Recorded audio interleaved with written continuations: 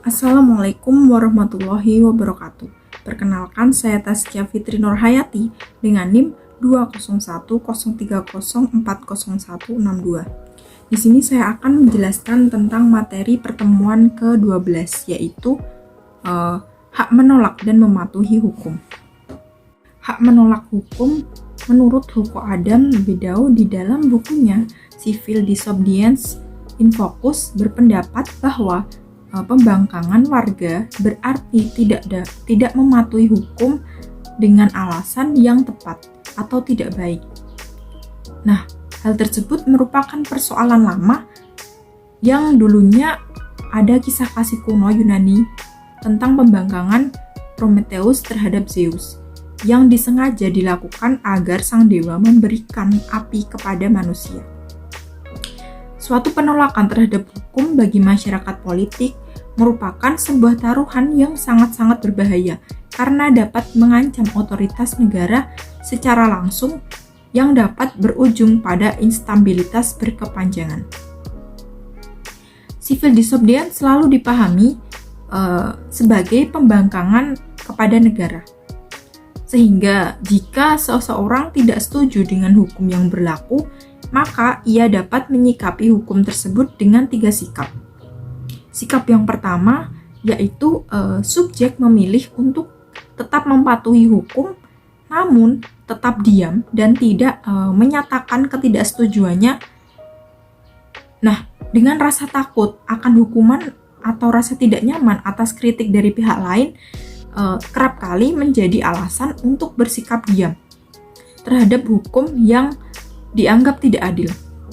Kemudian sikap yang kedua yaitu subjek memilih untuk tetap mematuhi hukum, akan tetapi setelah menyuarakan ketidaksetujuannya.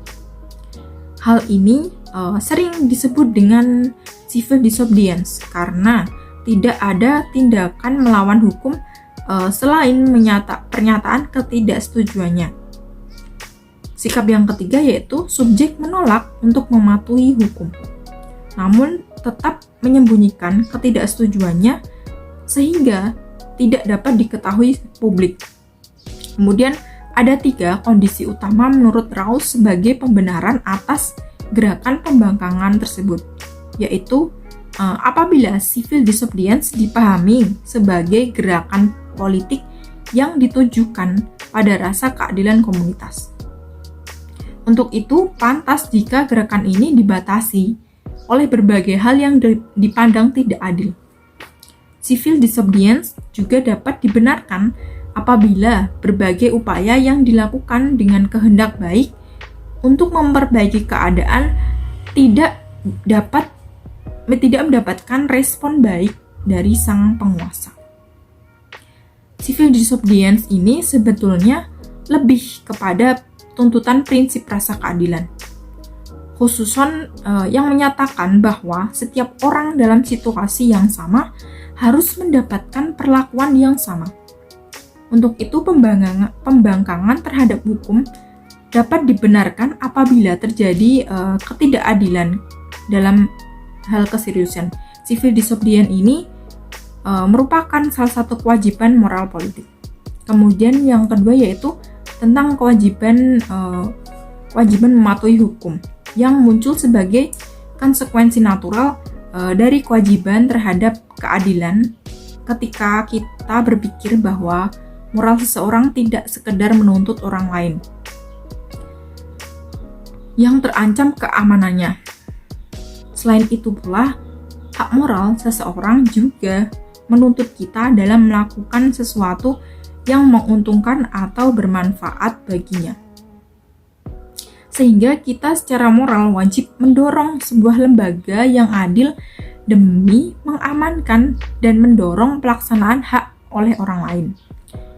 Untuk itu perlunya komitmen moral natural pada hak sesama warga negara yang merupakan legitimasi pembatasan dari kebebasan melalui hukum yang berlaku.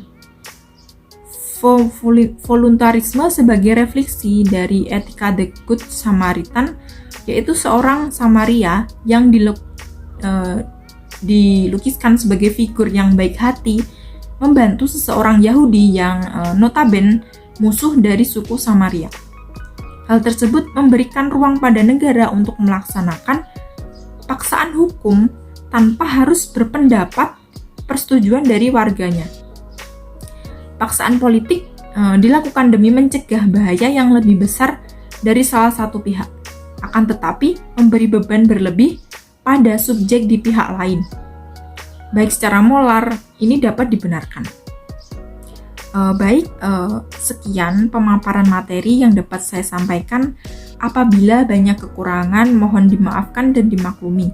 Wallahumma fiq ila aqwamit thoriq. Wassalamualaikum warahmatullahi wabarakatuh.